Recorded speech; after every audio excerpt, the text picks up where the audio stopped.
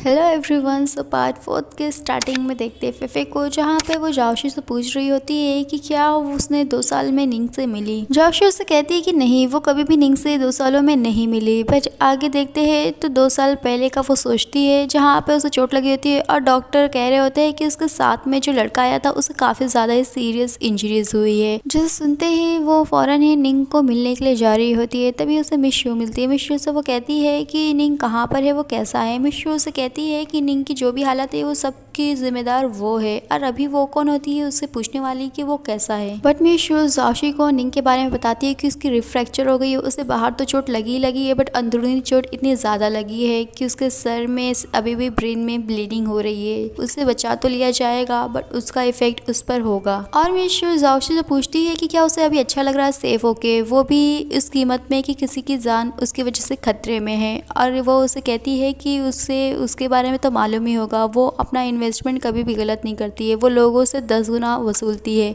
जाओशी मिशू से पूछती है तो उसे क्या करना होगा, तो मिशू उसे बताती है कि जब तक निंग ठीक नहीं होगा उसे उसके साथ रहना होगा। जाओशी कहती है कि वो ये करने के लिए तैयार है, बस मिशू उसे कहती है कि वो इतनी जल्दी तैयार होने की उसे ज़रूरत नहीं है। और वो अपनी कंडीशन रखती है कि जब भी वो निंग के साथ होगी तो उस पीरियड में, मतलब उस टाइम के लिए वो किसी से भी कॉन्टेक्ट नहीं रखेगी, स्पेशली विशिंग से। जाओशी उसे कहती है कि वो ऐसा क्यों कर रही है। तभी वो बताती है कि वो विशिंग को लाइक करती है, इसलिए वो दोनों को अलग करना चाहती है। जाओशी उसे कहती है कि वो मजाक करना बंद करे, क्योंकि वो कभी किसी को पसंद नहीं कर सकती है। जहाँ तक कि वो अपने भाई की हेल्थ को लेकर अभी किसी से मोल भाव कर रही है, वो किसी को क्या ही पसंद करेगी। उसे मालूम है कि वो पेंटिंग के पीछे है जो निंग ने उसे दी थी, और अगर वो ऑनरशिप ट्रांसफर करना भी चाहे तो वो नहीं कर सकती, क्योंकि वहाँ पर पेंटर का साइन लगेगा, और अभी निंग की हालत देखते हुए वो पॉसिबल नहीं है। मिशू जाओशी से कहती है कि वो सब कुछ समझने के बाद क्या उससे कुछ डील करना चाहती है। जाओशी उससे कहती है कि नहीं, वो कुछ डील नहीं करना चाहती है, और जो कुछ भी उसने कहा है वो मानने के लिए तैयार है, क्योंकि जो निंग है वो उसकी रिस्पॉन्सिबिलिटी है, और वो अपने आप से पहले निंग को रखना चाहती है। उसी वक्त जाओशी को विशिंग का कॉल आता है, और जिसे मिशू उठाती है और कहती है कि जो भी कुछ उसने अभी कहा है वो उसे प्रूफ करके दिखाए। इसके बाद जाओशी को कॉल आता है और उसे बताया जाता है कि वो मिसिंग है। तभी जाओशी कहती है कि ये सब कैसे हो गया, और वो कहती है कि सारे जितने भी बार्स है और नाइट क्लब है सभी में देखे और जल्द से जल्द उसे ढूंढा जाए। और फिर वो मिलती है मिशू से, जो कि उसकी बॉस है, और 2 साल से जाओशी उसके लिए ही काम कर रही है। और जाओशी को वो पूछती है कि क्या वो किसी से मिलने गई थी, उसे काफ़ी लेट हो गया है। जाओशी कहती है कि ऐसी कोई बात नहीं है, ट्रैफिक में वो फंस गई थी।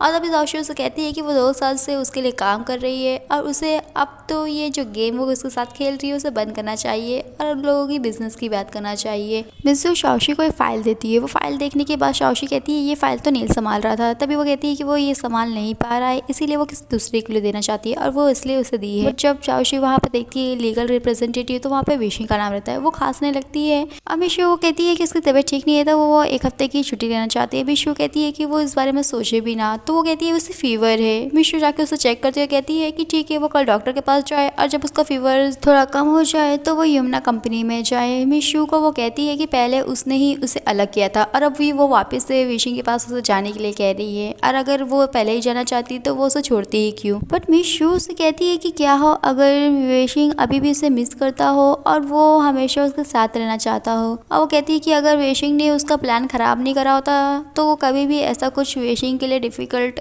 प्रॉब्लम नहीं क्रिएट करती। और वो जाओशी से कहती है कि अगर वो अपने टूटे हुए रिलेशनशिप को वापस से जोड़ना चाहे तो उसमें उसे कोई परेशानी नहीं है, वो ऐसा कर सकती है। उसके बाद जाओशी कहती है कि उसके और विशिंग के लिए अभी ये पॉसिबल नहीं है। तभी मिशू कहती है तो क्या वो पर्सनली उससे जाके हैंडल करे, तो जाओशी उससे वो फाइल ले लेती है और वहाँ से जाने लगती है। तो मिशू जाओशी को आवाज़ देती है और पूछती है अपने ब्रदर के बारे में, मतलब निंग के बारे में, क्योंकि वो उसके साथ ही रिटर्न कंट्री में आया है। और वो कहती है कि जो निंग है वो पहले जैसा नहीं रहा है, तो इसीलिए वो उसके ऊपर नज़र रखे, नहीं तो कुछ हो सकता है। जिससे जाओशी कहती है कि हाँ, वो समझ गई।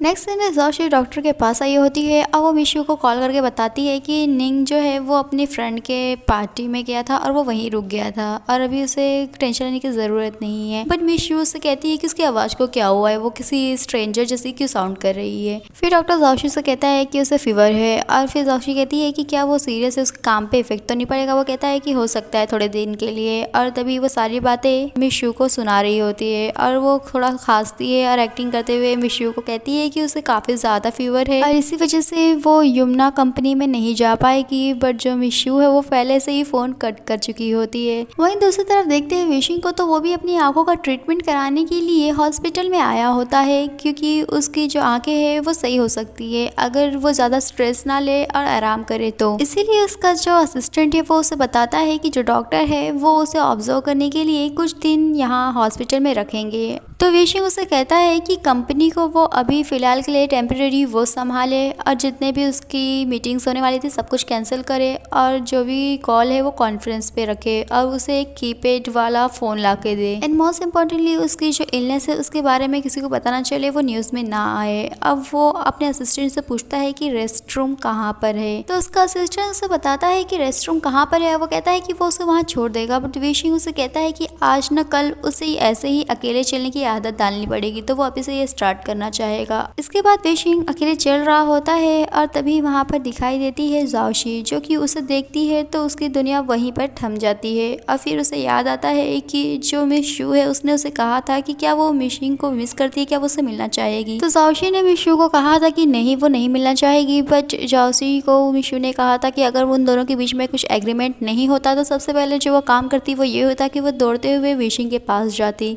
तब जाओशी ने मिशू से कहा था कि वो दोनों एक कपल नहीं रह गए और ना ही 2 साल से वो लोग मिले हैं, तो उसे डर है कि विशिंग वो अभी तक उसे भूल चुका होगा। और उसका सबसे बड़ा डर ये है कि जो विशिंग है वो उसे एक अजनबी जैसा ट्रीट ना करे। नेक्स्ट सीन में देखते हैं जाओशी को, जहाँ पे तो नर्स की कन्वर्सेशन से उसे पता चलता है कि जो विशिंग है वो ब्लाइंड हो गया है। और फिर वो लोगों से पूछती है विशिंग के बारे में और देखते हैं विशिंग को, तो वो वहाँ बैठा होता है और कहता है कि ज़िंदगी पहली बार है कि उसे आँख खोलने पे और बंद करने पे एक ही चीज़ दिखाई दे रही है।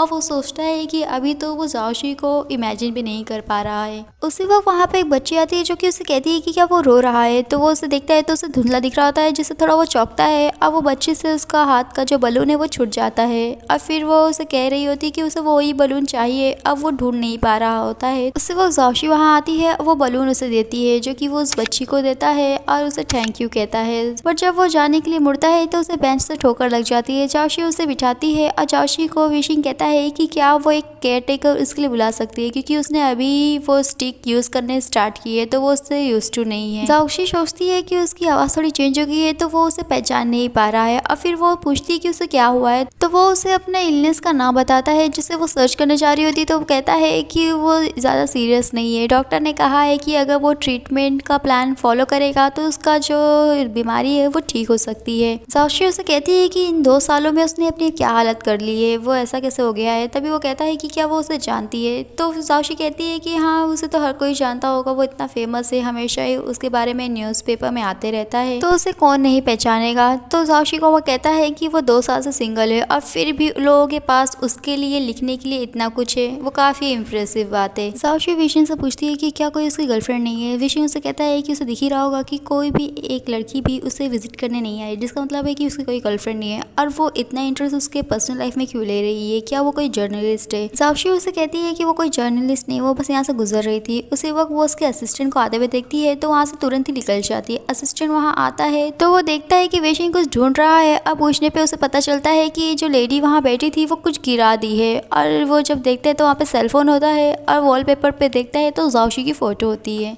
नेक्स्ट सीन में देखते हैं फेफे को, जहाँ पर उसे दिखता है निंग, जो कि उसके सेट से होते हुए गुजर रहा था। अब वो उसे देखते ही रह जाती है और फिर वो उसके पीछे दौड़ती है। नील उसे रोकने की कोशिश करता है बट फेफे रुकती नहीं है और निंग के पीछे खूब सारा दौड़ती है उसका नाम चिल्लाते हुए, बट निंग उसकी बातें नहीं सुनता है और आखिरकार वो एक जगह गिर जाती है। फिर फेफे कॉल पे बात कर रही होती है कि उसका कुछ पर्सनल काम आ गया था और वो आके डायरेक्टर और प्रोड्यूसर से माफ़ी मांग लेगी। बट फिर तभी वो चिल्लाते हुए कहती है कि हाँ उसे मालूम है कि वो अभी इतना फेमस नहीं है और वो ये सब कुछ छोड़ रही है, तो चाहे तो लोग दूसरी कोई एक्ट्रेस हायर कर सकते हैं। और वहीं खड़ा नील उसे देख रहा होता है। आगे देखते हैं जाओशी को, जो कि विशिंग की बात सोच रही होती है और तभी दिखता है उसे निंग। अब वो कहता है कि फाइनली वो घर आ ही गई और निंग उसे कहता है कि वो तो अपने एक्स बॉयफ्रेंड से नहीं मिली होगी। जाओशी उसे बताती है कि उसने उसे देखा, तो वो एक्साइटमेंट में पूछता है कि आगे क्या हुआ। तभी जाओशी उसका हाथ पकड़ के मोड़ के उसे मार रही होती है, क्योंकि वो उसे बिना बताए कहीं भी चले जाता है। दूसरी तरफ देखते फेफे को तो उसका जो फ़ोन है वो शट डाउन हो रहा होता है और जिससे वो कहती है कि लग रहा है कि पूरी दुनिया उसके अगेंस्ट हो गई है। अब वो उठ के जा रही होती है, वहीं खड़ा नील कहता है कि आखिरकार वो जा ही रही है, बट जाते जाते उसका पैर वापस से मुड़ता है और वो गिरने वाली होती है, बट लकीली नील इस बार उसे पकड़ लेता है और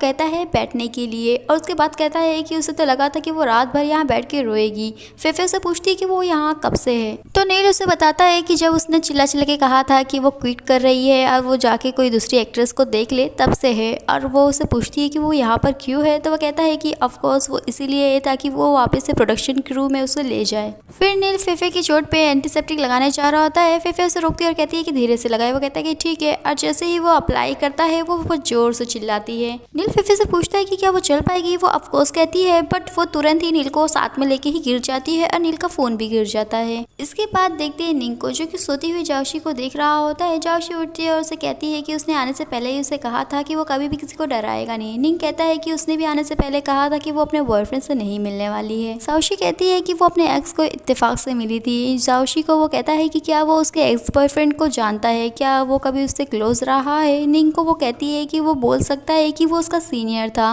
निंग कहता है कि उसे याद नहीं है और हो सकता है कि वो उसे नहीं पहचानेगा। और तभी जाओशी उससे पूछती है कि क्या उसने अपनी मेडिसिन खाई, तो वो कहता है कि वो काफ़ी ज़्यादा कड़वी थी, इससे अच्छा है कि वो अपनी इंसोम्निया से सफ़र करे और रात भर जागे। तो जाओशी नाटक करते हुए निंग को ज़बरदस्ती दवाई खिलाती है। नेक्स्ट सीन में देखते फेफे को, जहाँ पे वो निंग को कह रही होती है कि उसका जो फ़ोन टूटा है उसकी वजह से वो उसे नया खरीद देगी। और वो कहती है कि उसकी वजह से वो ओवर टाइम कर रहा है तो वो उसके ओवर टाइम की फ़ीस भी उसे देगी। नील फेफे को कहता है कि लग रहा है उसे माफ़ी मांगने का तरीका नहीं मालूम है, तभी वो उसे आई एम सॉरी कहती है। फिर नील उससे पूछता है उसके सेट पे से जाने का रीज़न, कि वो ऐसे पागलों की तरह वहाँ से क्यों भागी थी। तो फेफे उसे कहती है कि अगर वो प्रोडक्शन क्रू की तरफ से पूछ रहा है तो वो उसे बता रही है कि उसने कभी भी इतनी गर्मी में शूट नहीं किया है, इसीलिए वो भाग गई थी, उसे बाइपोलर डिसऑर्डर है। वो कहता है कि ये तो उसने सबसे घटिया एक्सक्यूज़ दिया है। और नील उसे कहता है कि क्या वो जो लड़का वहाँ से गया था क्या वो उसका एक्स बॉयफ्रेंड है। फेफे उससे कुछ कह नहीं रही होती है, तो वो कहता है कि क्या उसने राइट गेस किया है और क्या वही है जो 2 साल से उसे परेशान करके रखा है और उसकी हिम्मत कैसे हुई वो उसके सामने आया। उससे वक्त फेफे कहती है कि नहीं, वो उसका एक्स बॉयफ्रेंड नहीं था, वो कभी भी उसे उस तरह से अजीब तरीके से नहीं देखता और ऐसे जब वो गिर गई थी तो वो उसे ऐसे छोड़ के तो बिल्कुल नहीं जाता। नील कहता है कि वो सही कह रही है, वो उसका एक्स बॉयफ्रेंड नहीं था।